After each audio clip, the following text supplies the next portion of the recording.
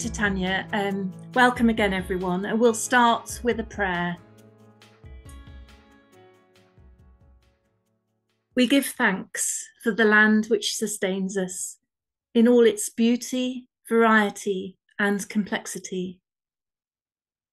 We give thanks for an earth endowed with a bounty of flora, fauna, and resources. But we confess our greed as we have abused our environment, wiped out species, polluted our atmosphere, denuded our hillsides. Forgive us, God. Show us how to take care of the land on which we all depend. Show us the meaning of enough. Amen. I've welcomed everybody. Welcome, Tanya, and thanks for joining us and speaking to us. Tanya lives in Dundee, and she works as a researcher on justice issues for the Green MSP Maggie Chapman. So that's in the Scottish Parliament. She's also completing a PhD at the moment in global restorative climate justice, which we'll hear more about. And to that end has written a chapter already for the Palgrave, so the real point of environmental justice, the Handbook of Environmental Restorative Justice. And Tanya's other writing, as she is a writer, includes several novels, books about chess, and she now writes occasional short stories, mostly utopian stories, and blog posts. Mentioning chess, recently one of Tanya's sons won the British National Chess Championship. So she has a national chess champion in her family. Before moving to Scotland, Tanya lived for 12 years in Northern Ireland, where she was active in campaigning against fracking and in peace and reconciliation work. And she was also very active in politics in Northern Ireland. Tanya's worked as a solicitor, so she has this legal background, which will also inform what she's talking about this evening. And she's worked as a teacher. Also for Green Christian, Tanya's the book review editor. So if you're interested yourselves in reviewing new books, please get in touch with Tanya. And she's involved in the Green Christian Borrowed Time initiative.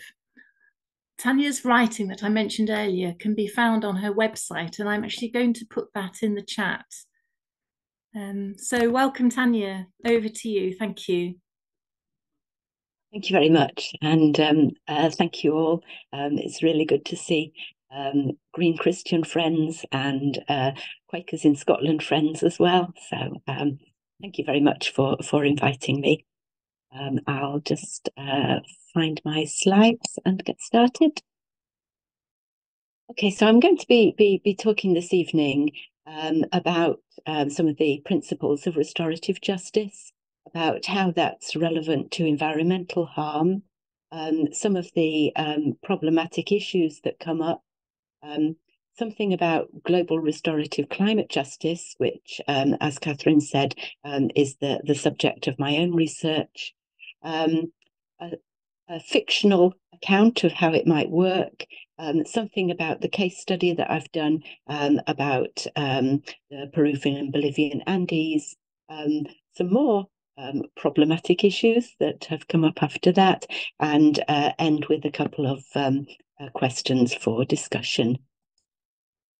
So you may be aware of restorative justice in criminal and youth justice contexts. It's increasingly used in schools and so on. And there are various ways of describing it, but I found Margaret Urban Walker's summary to be particularly useful. She says that restorative justice is basically about restoring relationships. Those are either existing relationships or relationships that are created by the incident that's caused the harm. And its principles are, it focuses on the repair of harm, on the actual harm rather than punishment. That may be literal physical harm, or it may be to do with trust or cohesion. And the inclusion of that may be by proxy, if the people principally involved are unable or unwilling to be involved in the process themselves. And the repair of the harm may, in some contexts, be represented by the person who's caused the harm changing in some way. So sometimes where it's a question of broken trust, it can be a symbolic rather than actual repair. It places those who've been harmed at the centre and focuses on their real needs. It doesn't assume that the severity of punishment represents what victims really need. And that centrality is about the process as well as the outcome. It's important that people who've been harmed can choose whether to participate at all, how far they want to participate, and whether there's going to be any continued relationship after the end of the process with the person who's harmed them. Then it looks at the responsibility of those who've caused the harm, and that responsibility has at least three dimensions. There's responsibility in the past, which is about causation and culpability. There's responsibility in the present, which is about entering fully into the process. And there's responsibility in the future, about changing and about that change being continued and sustained. Then the resolution process itself in restorative justice is owned by the parties, first of all by those who've been harmed, but also by those who've caused the harm, so that they enter into it with consent. As I said before, proxies can be used where that isn't possible. They ideally will be able to choose the appropriate format. They'll be able to have some say in how it's facilitated. They will together come to an outcome, and there will be choice, particularly by the person who's been harmed. For example, choice as to whether to accept an apology, whether to offer forgiveness. None of these things are mandatory. And finally, restorative justice at its best has a capacity for active justice. And by that, Margaret Urban Walker means that it goes beyond the immediate situation, the immediate conflict. It involves the community. It involves relationships between the harmer and the harmed and the community, but it also offers possibilities for the community itself to be changed, possibly even to be transformed. It links in that way with other ways of growing a more just society and a more just world. So environmental restorative justice recognises the ways in which restorative justice can be especially relevant to environmental harm. In that, we can think about the limitations of punitive justice, the fact that a fine or a prison sentence can't do anything in themselves to repair environmental harm or prevent its recurrence. An act of environmental harm may not actually be illegal at all, or if it is, it may be generally treated simply with a fine, which can be considered by a business as just a cost of doing business. It recognises that there are relationships involved. There's always a shared relationship where people have a piece of environment that there is a conflict about. It recognises that that's even more intense when there's damage to the environment, and that as well as having relationships with each other, we also have relationships with the natural world. Because environmental harm is tangible, because it's about physical earth, air, water, and so on.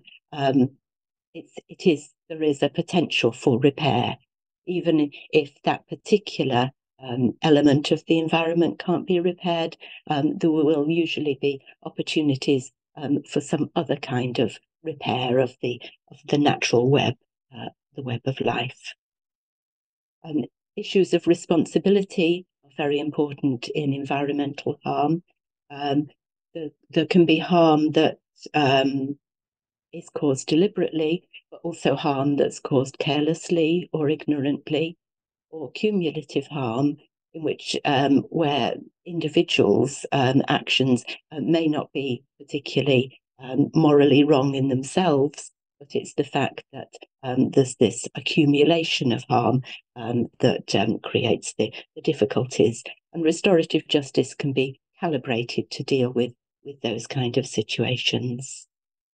It involves the community, as restorative justice does. There's no environmental harm that only involves two human beings. There are always other entities, other humans, or other living beings who are involved in it. And restorative justice makes that space for wider community involvement, not just as an audience, but as an actual participant. And it has potential for transformation, transforming an environmentally damaged place. It can be beneficial not only for the immediate custodians of that place, but for the wider community and for future generations. So in all those ways, environmental restorative justice has a lot of potential. It does, though, have some issues that we need to think about, some issues which are debated and discussed. One is about who or what has been harmed. It's rare, if not impossible, for environmental harm just to harm a single person. There will be harm to communities. There will certainly be harm to nature itself. So who is the harmed? Who is the victim? And how can they participate? Who can represent a polluted river? Who can represent a deglaciated mountain? And how do they reach consensus in order to begin an environmental, a restorative justice process? The people involved need to agree that harm has been caused. They need to agree that restorative justice is a way of dealing with that. How can that be done if some of the actors, if you like, are not human, whether they're natural features or future generations? What about balances of power?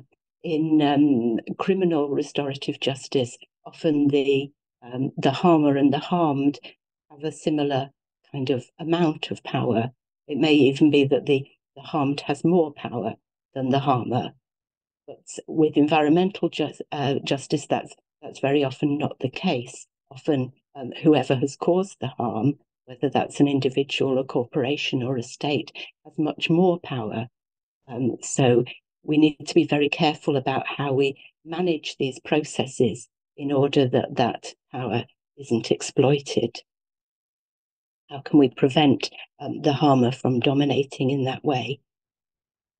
Environmental injustice is also often connected with a lot of other injustices, with environmental racism, with victimization, with oppression, with the legacies of colonialism. It's not possible usually just to deal with an environmental conflict by itself. We need to consider all the other aspects if we're to prevent that from recurring. So environmental restorative justice involves making connections with lots of other ways of bringing about justice, lots of other movements of local and global liberation.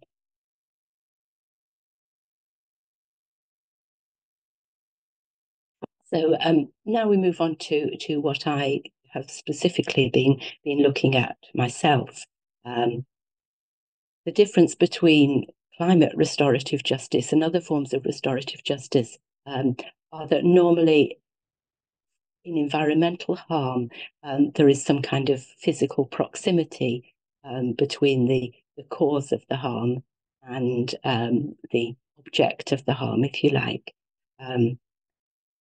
between the place where the damaging act happens and the place where the damage recurs. There's a discernible relationship between the harmer and the harmed, a relationship often of neighbourhood. But climate change, like some other kinds of global environmental harms, really flings us all into relationship with one another without having that physical proximity. And that causes some of the difficulties, I think, in addressing climate justice, because the legal and political concepts that we've developed in order to deal with injustice are largely reliant on proximity, on national sovereignty, on an understanding of, for example, human rights that mainly only relates within a certain territory. Who is our neighbour is a question that we're very familiar with. The political and civic answer to that is generally the person with whom I share my place, my culture, my allegiance. So can restorative justice, which is based on relationships, do something to recognise those new global relationships and to heal them?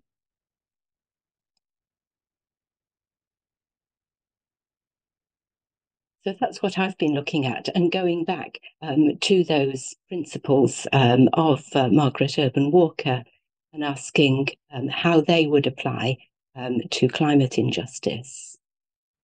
Questions like, who are the harmed and what are their needs? Climate injustice, I think, occurs at the intersection of environmental harm and existing oppression. And in those situations, what are the kind of harms that people are experiencing, direct and indirect, physical, social, economic, physical and mental health problems, spiritual problems? What are their needs? Obviously, for climate mitigation, also for adaptation, for loss and damage, which we might represent as reparations. They have participatory needs and they have recognition needs. Who are the harmers? Corporations, we know, also states, also institutions, elites, perhaps we ourselves to some extent. What is our responsibility? Can we distinguish between a kind of collective responsibility, which is positive, and a universal guilt, which simply paralyzes us?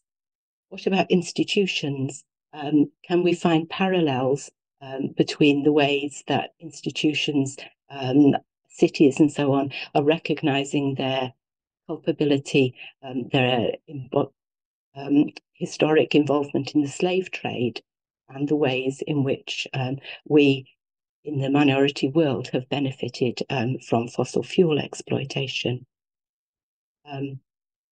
What are our or their responsibilities for the future, to do with using power to block effective action, and responsibilities for the past, for example, the suppression of climate science? What kind of restorative processes might be possible at different levels, between different states, between corporations and institutions and communities? How could they happen? Could they include dialogue circles? Could they be part of truth and reconciliation committees, perhaps citizens' assemblies, with new partners or with people that they're in existing relationships with? And what are the ways of making repair? They might be financial, they might be help with adaptation and capacity building, or they might be making space for those majority world voices to be heard. They might be lobbying for action further up the hierarchy. They might include apologies which might or might not be accepted, and they will have to involve change. And so for some corporations, the only way of actually making full reparation might be to cease to exist altogether. So I've considered these things, and my thoughts are that the most useful way of carrying out climate restorative justice processes would probably be between institutions and between communities.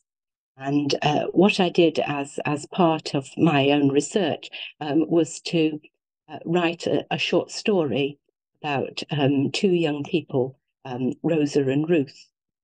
Rosa from a village in the majority world that was impacted directly by climate change, that was losing its harvests and really losing its ability to actually continue as an active community. And Ruth, who was at a school in the minority world, a very prosperous school, whose founder, she found out, made his money through coal mines. And the two communities, the school community and the village community, come together in a restorative dialogue, which ends with some of those kind of outcomes that I discussed earlier. So I don't think I have time to read the story to you, which I would have liked to have done, but I can share it with you later if you'd like to. Another part of my research has been looking at specific places, the Peruvian and Bolivian Andes, and at how this kind of idea might happen there. Again, we're talking about that intersection of environmental harm and structural inequality.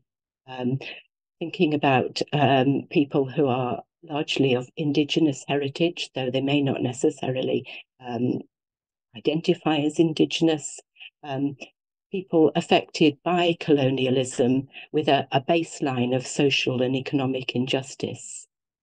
The area includes contentious mining projects with risks of contaminating water, hydroelectric dams, the use of a lot of water for export agribusiness, growing things like asparagus, water stress, which until recently was masked by the fact that the glaciers were melting faster, so there was more water. But now, in most places, we've reached the peak of that water outflow, and now people are experiencing severe water stress. At the same time, there's also water which is building up in lakes in the glaciers and threatening horrific, devastating floods. So there are two sets of people. There are people who want more water to be stored in order to meet their water needs, and people who are concerned about those floods. There is more and more migration to cities, and as the glaciers disappear, as they lose their snow, there are profound cultural and spiritual impacts for people who have been in lifelong communal relationships with those mountains. So looking at this, I found that people weren't always looking at what the injustices they were suffering through a climate change lens. And they weren't necessarily thinking in that binary majority minority way that views of climate justice often concentrate on. for them, quite often the oppression was closer to home from local mining companies, though they were probably multinationally owned, and from their own state authorities. I found a lot of generational change, though, that younger people were seeing climate justice in quite a different way from their elders. But at the same time, they were moving to the cities. The villages were gradually ceasing to exist. I found lifelong experiences of extractivism and exclusion and shortfalls in other kind of development and research projects, all of which meant that if we're to think about restorative processes in these situations, we need to be really, really aware of those balances of power and of those kind of intersecting oppressions. I think we need to keep open the possibility of doing these kind of processes, these kind of relationships, but at the same time, I think we need to be really acutely aware of the kinds of experiences and the kinds and the ways in which people's voices have really not been heard. So finally, I've got a couple of questions that you might like to think about local examples of environmental harm, which you might be able to think about addressing, or which might have been addressed using restorative justice. And also, are the potentials for your own communities, institutions, churches, and so on, to become involved in restorative climate justice, either with partners that you maybe already know through missionary relationships, or with other places and communities that have been harmed by climate change. Well, Tanya, thank you. That was extremely thought-provoking and fascinating. I think we'll all agree that Tanya's introduced us to some very deep thinking, which does include understanding of the nature of relationship with our environment, recognition of harm, and then journeying from that recognition through understanding of culpability, responsibility, justice, inclusion, to, we hope, restoration and healing. So while Barbara, I think, is putting those two questions into the chat, I'm just going to explain that we'll go into breakout groups, and they'll be for 15 minutes. And the two questions, we can sort of draw on that real deep thinking that Tanya's introduced us to in her talk, and share our thoughts on those questions. And then after 15 minutes, we'll come back, and I will take feedback and ask Tanya to comment, and we can open it up to discussion as well. And if from those discussions we have questions, at that point I'll remind you again, and we can put those in the chat.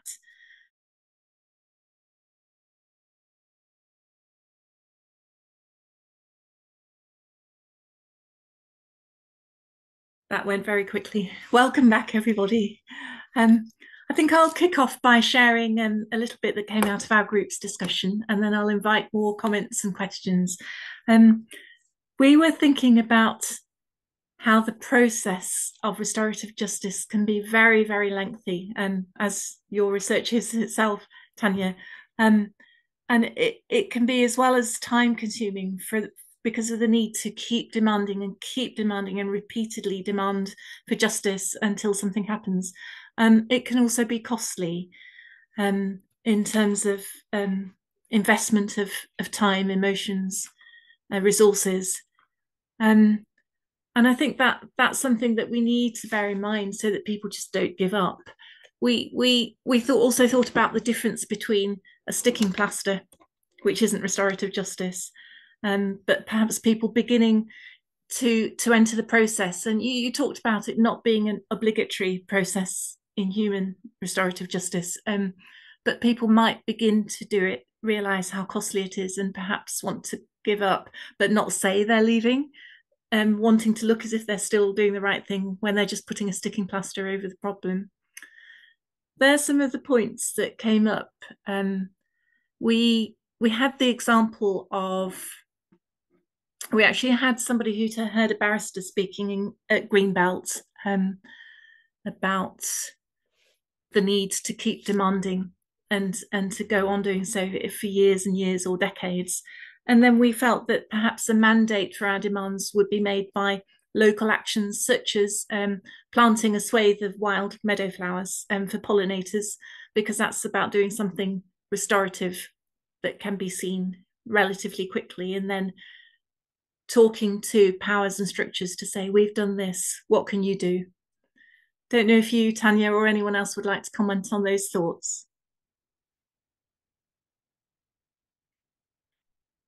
Yes, I think I think the sticking plaster point is a really important one, especially if you're talking about kind of corporate involvement or something.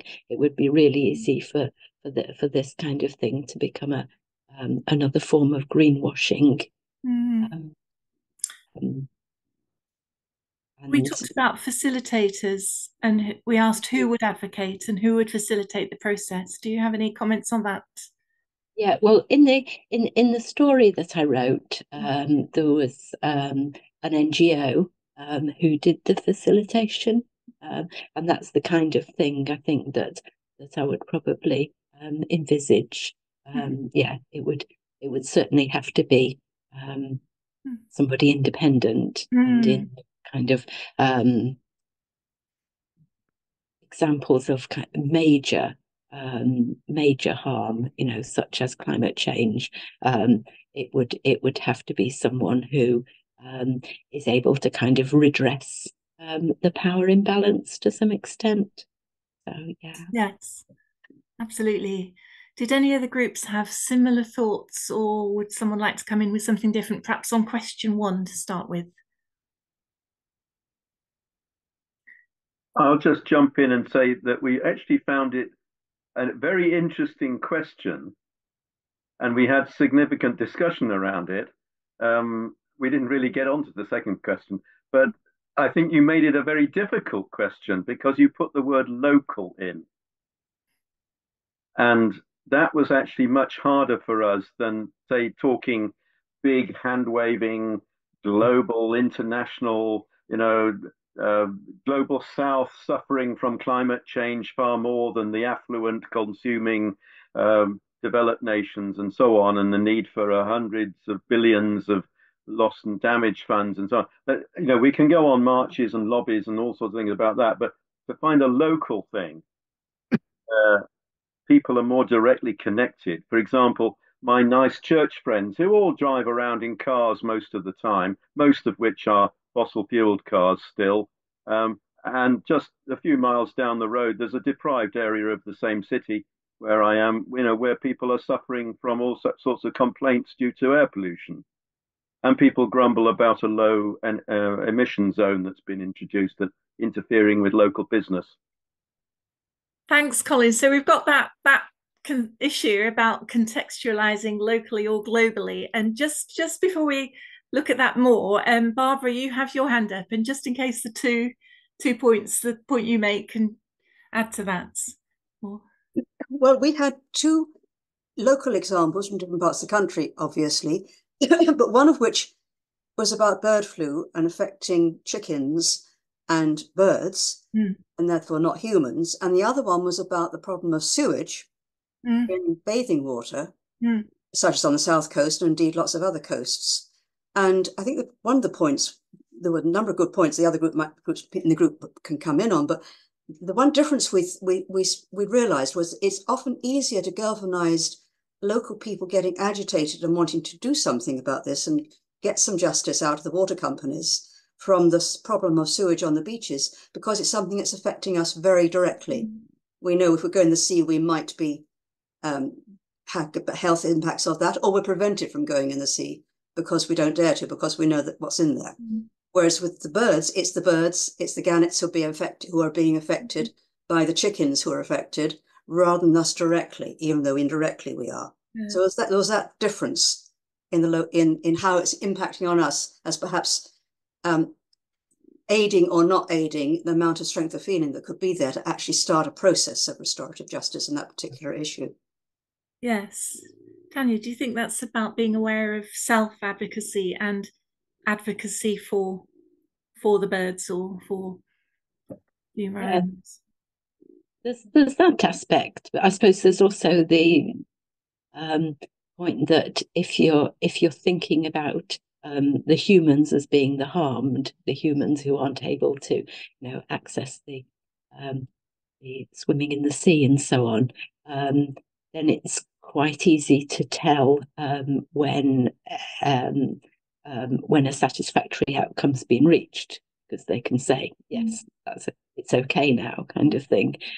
Whereas the birds can't tell you it's okay. You just need somebody to speak for them to say, yes, that's sufficient. And there are always questions about who can speak for nature in these circumstances. Who should it be? Should it be experts, or should it be activists, or should it be people who live there, and their understanding of what a satisfactory outcome is may also be different. So, very briefly, in our group also, someone mentioned somebody who it was actually the Greenbelt barrister speaker who'd lived on a river, but the river was close to his community, so he could involve the community, which I think included that principle you mentioned, Tanya, of it being a community response.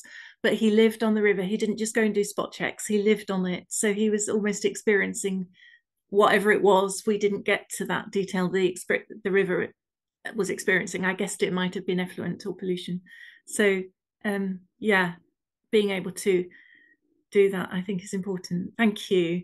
Thanks for those. Sandra Dutson. Sandra, I think your hand was next. Yeah, I think our conversations depended a bit on where people lived, and some things that people could do something about, and water sometimes was one of them, growing wildflowers.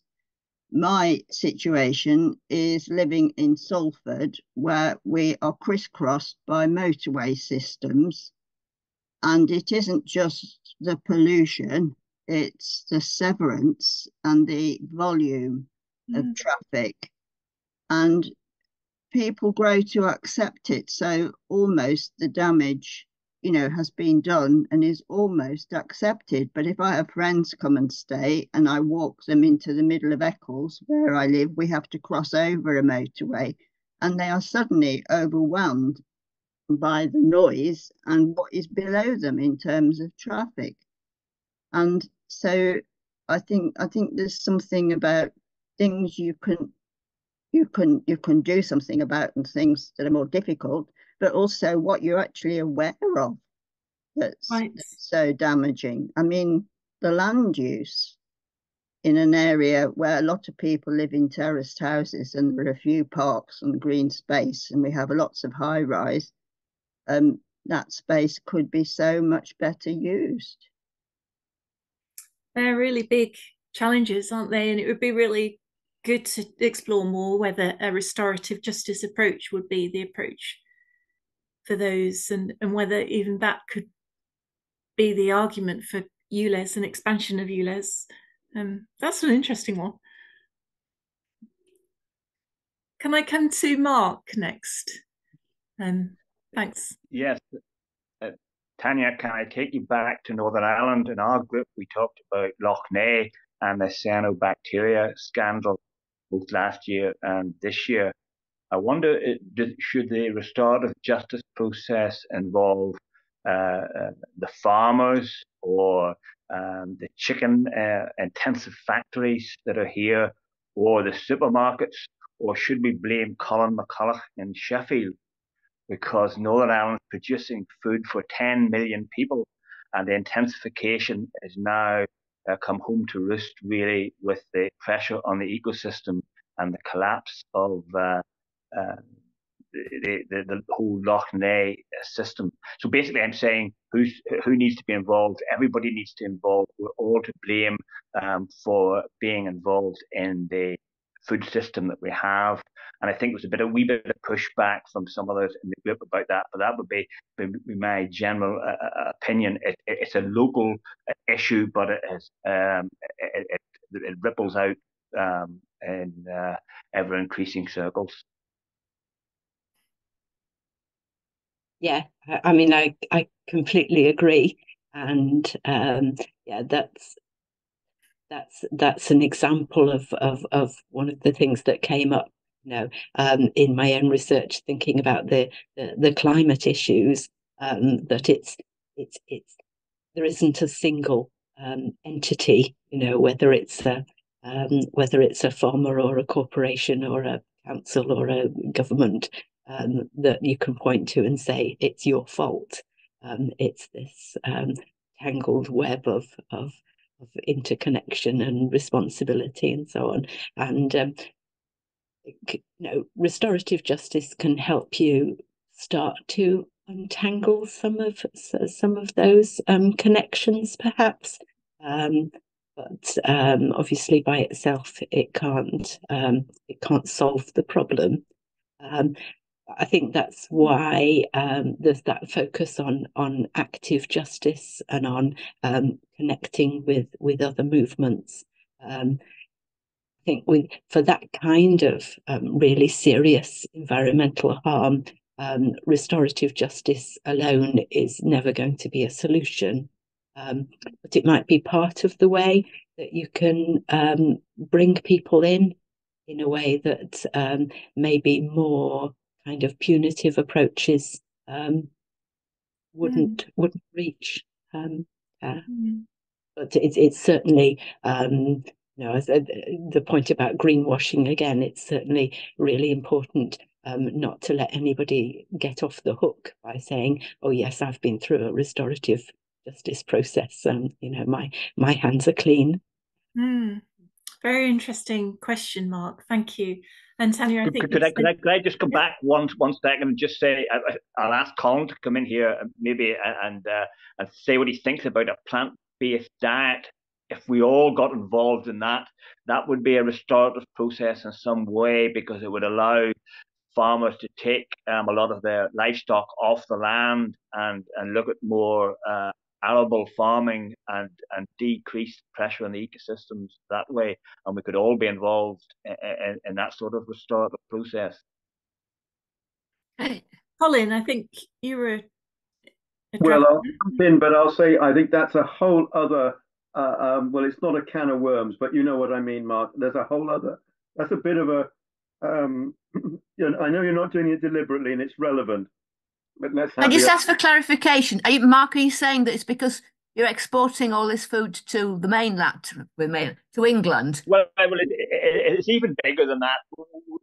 The whole, 8 billion people in the world cannot live on a North American type a diet of lots of red meat. It's just not sustainable in the future, and it's becoming obvious right now that is the case. And I think we all need to think. Colin was talking about finding a local problem. Well, I found a local problem, but it is global manifestations and implications that we all have to think about how we're feeding ourselves, and we have to try and do it in a way that's going to be within ecological limits. I'm absolutely convinced that, Mark, that this conversation will continue both at the end of this workshop and in other workshops. And I'm going to move on to Kathy, please. Kathy Grant.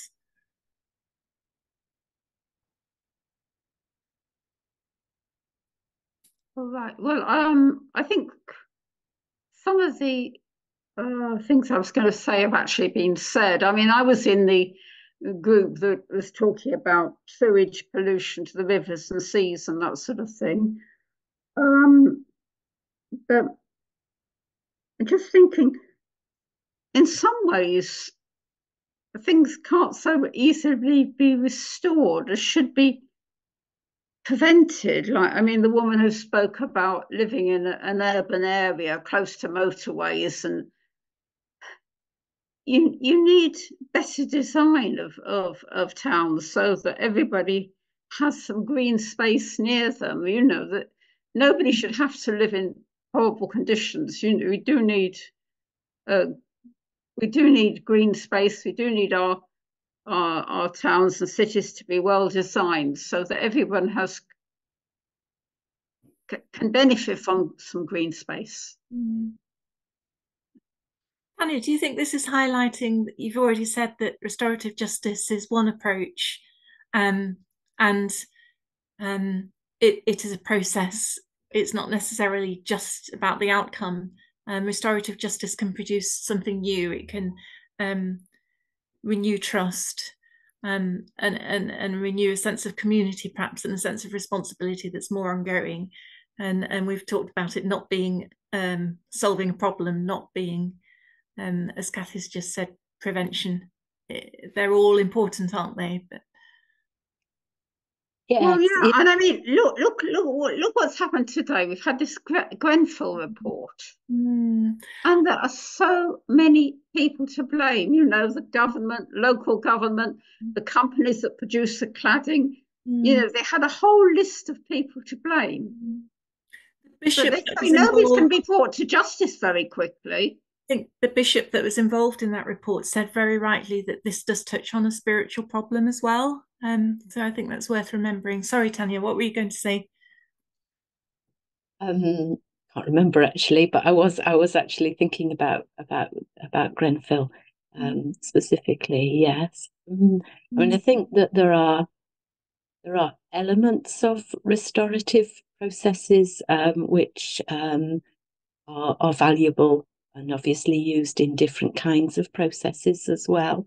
I mean, I mentioned truth and reconciliation commissions, and in some ways, you know, the sort of major public inquiries like Grenfell have similarities with that, and they can be restorative to some extent, or they can be entirely not restorative.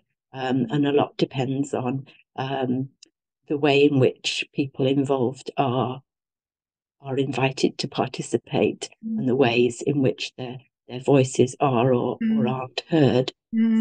So I think we can learn quite a lot from restorative justice practice, even in circumstances where an actual restorative process is either inappropriate or impossible. I think there are still lessons that can be learned. And as you say, letting voices being heard, because I think we've all heard some of our own and some of other people's anger today over Grenfell. So be able to hear that anger is important. Daniel's just put in the chat, and Daniel was in my group, and I know he said that he's been a party in restorative justice in some ways, and he's put this comment: often what makes restorative justice powerful is the element of encounter, enabling the different parties to see the situation through the other's eyes, especially for the person causing harm, to see its effect for themselves. Maybe offering invitations and creative opportunities for this to happen can be part of our approach to addressing environmental damage. Thank you, Daniel. Yeah, and I guess with restorative justice in human terms, sometimes it doesn't work, but sometimes something beautiful can happen, and it's about being open to that. I'm going to move on to sorry, quite a few hands gone up. Judith, I think you're next.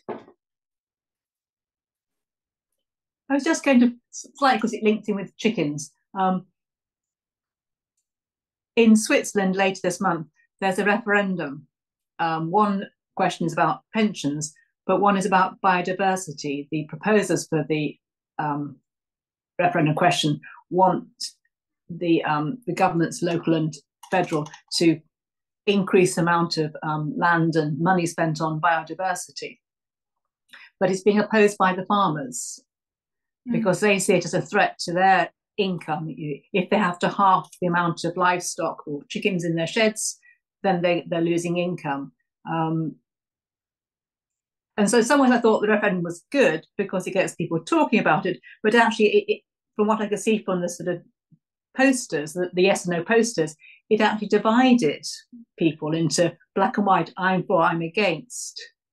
So in some ways, it was interesting that there was a point there for conversation, but it also was a conversation then divided into yes or no answers. Whereas I guess restorative justice, we've been more about let's hear everyone's views and see how we can understand each other's point of view and how we could find a better solution.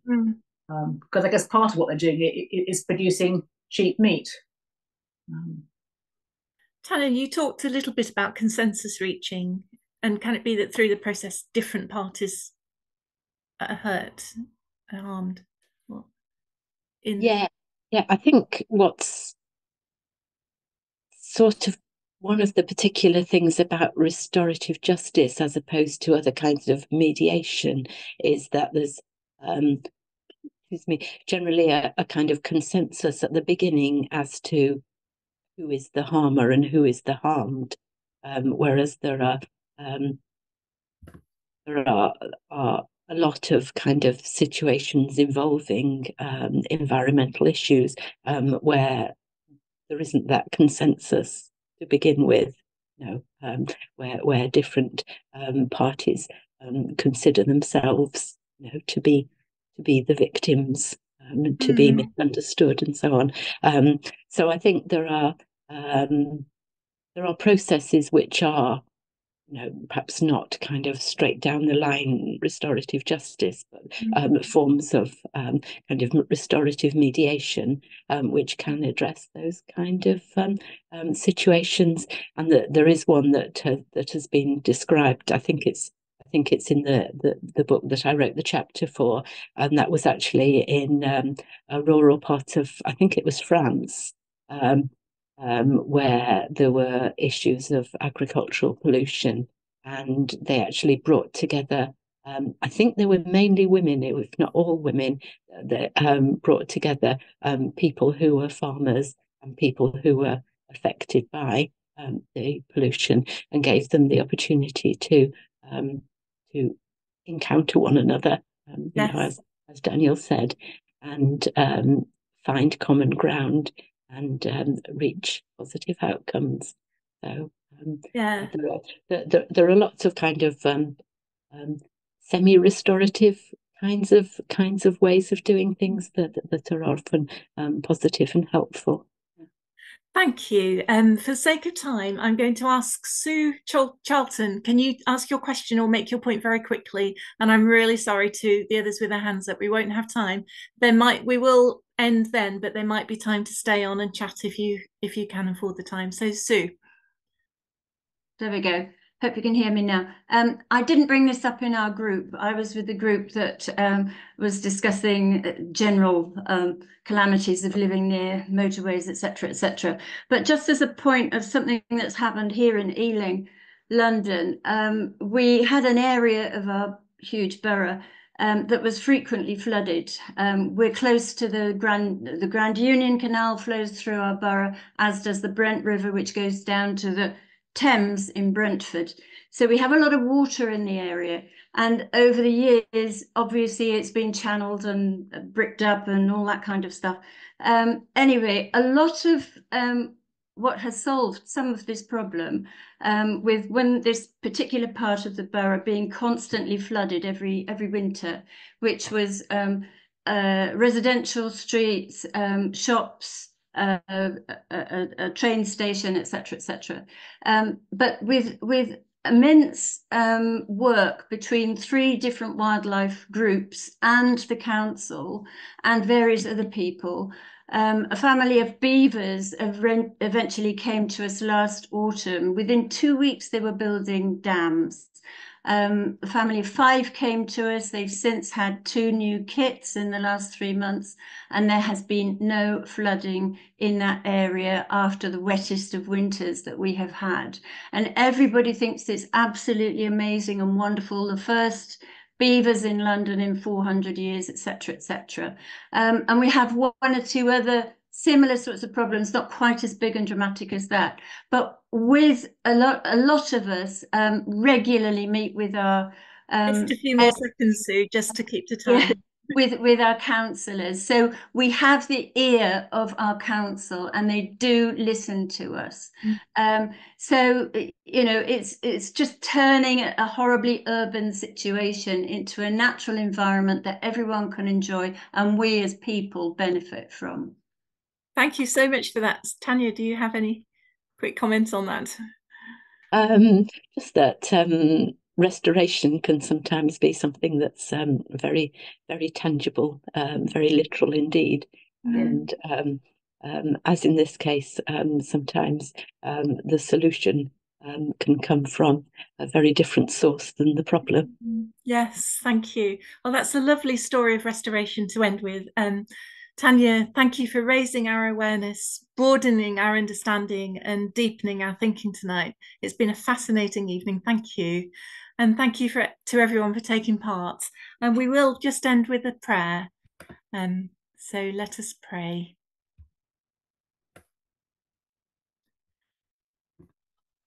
From Pope Francis's Laudato Si. O Lord, bring healing to our lives, that we may protect the world and not prey on it, that we may sow beauty and not destruction. Touch the hearts of those who look only for gain at the expense of the poor and the earth. Teach us to discover the worth of each being, to be filled with awe and contemplation, to recognize that we are profoundly united with every creature as we journey towards your infinite light. We thank you for being with us every day. Encourage us, we pray, in our struggle for justice, love, and peace. Amen.